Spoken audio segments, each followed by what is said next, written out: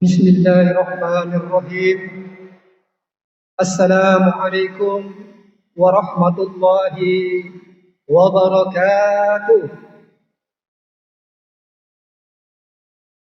Innal hamdalillah nahmaduhu wa nasta'inuhu wa nastaghfiruh wa na'udzu billahi min shururi anfusina wa min sayyiati a'malina. Man yahdihillahu fala mudilla lahu wa may yudlil fala hadiya lahu. Amma ba'd.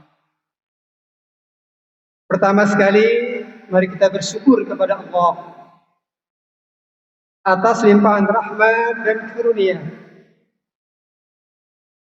Dan juga Allah masih memberikan kesempatan kepada kita untuk menikmati hidup dan kehidupan ini. Dan mudah-mudahan kehidupan kita isi semata-mata untuk beribadah kepadanya. Ma'asyiral muslimin, jamaah salat zuhur yang dimuliakan oleh Allah Subhanahu wa taala. Sejenak mari kita mereview bagaimana perjuangan dakwah Rasulullah Muhammad sallallahu alaihi wasallam yang sama-sama kita ketahui pula bahwa dakwah beliau dirasakan begitu berat, terutama di awal-awal beliau diangkat menjadi Rasulnya Allah, di mana beliau melakukan dakwah, mengajak manusia untuk masuk ke dalam dakwah ini dengan upaya sembunyi-sembunyi. Artinya fase dakwah pertama Rasulullah itu Rasul lakukan secara sembunyi-sembunyi. Dan ini dilakukan oleh Rasulullah selama 3 tahun. Bukan waktu yang sebentar. Padahal kita mengajak saudara kita, mengajak karib kerabat yang kita setia kepadanya, itu sulitnya, na'udzubillah. Ya, baru mengajak sebulan saja sudah menyerah. Tetapi Rasulullah di awal-awal dakwah Rasulullah, beliau melakukan dakwah secara sembunyi-sembunyi. Dan pada fase ini yang masuk ke dalam Islam, yaitu yang pertama istri beliau, Khadijah binti Khuwailid. Kemudian sepupu beliau, Ali bin Abi Thalib, Zaid bin Haritsah. Kemudian sahabat beliau yang bernama Abu Bakar As-Siddiq. Inilah.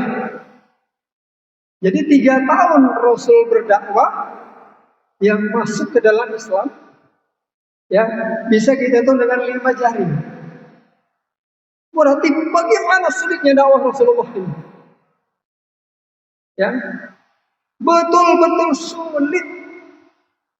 Padahal Rasulullah itu sebelum beliau diangkat menjadi Rasulullah, beliau sudah digelari dengan gelar Al-Amin, orang yang dapat dipercaya. Kalau orang yang dapat dipercaya saja sulit untuk berdakwah, bagaimana kita yang belum banyak dipercaya? Ma'asyiral muslimin, jamaah salat zuhur yang dimuliakan oleh Allah Subhanahu wa taala.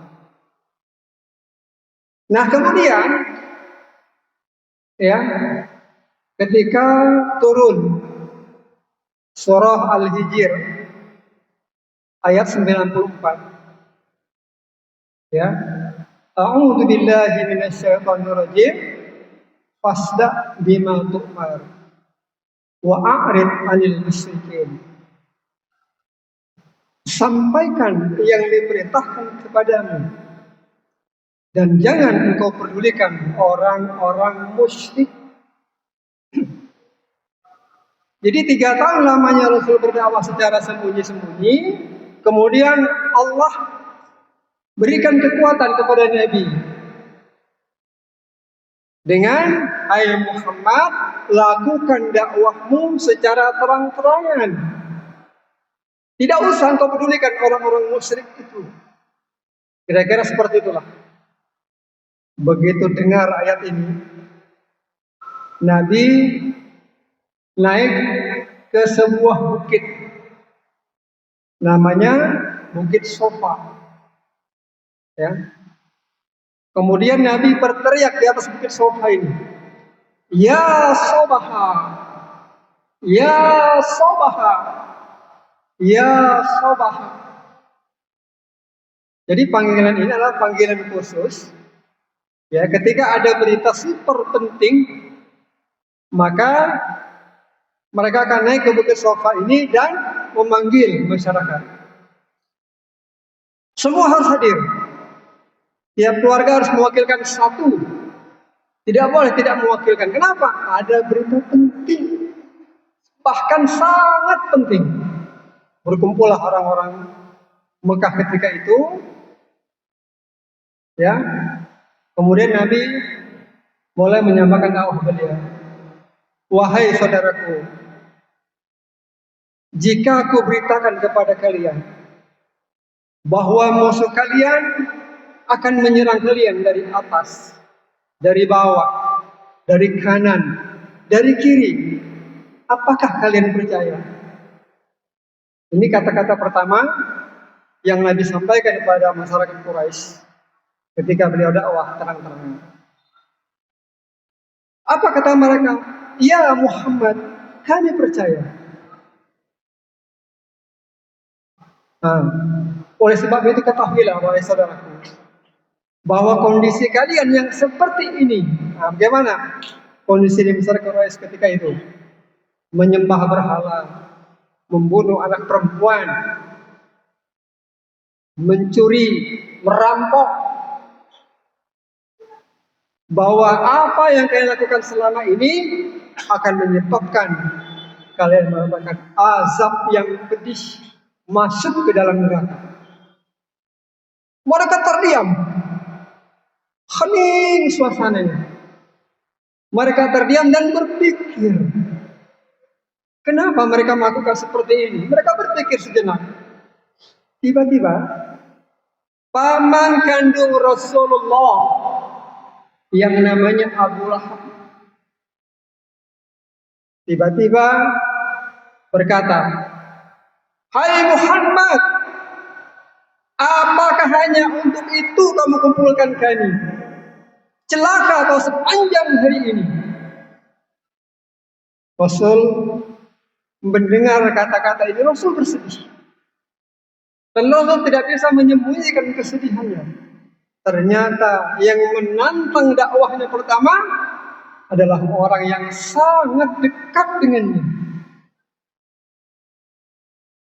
Tidaklah masalah itu, bubar, turun surat Al-Lahab ini.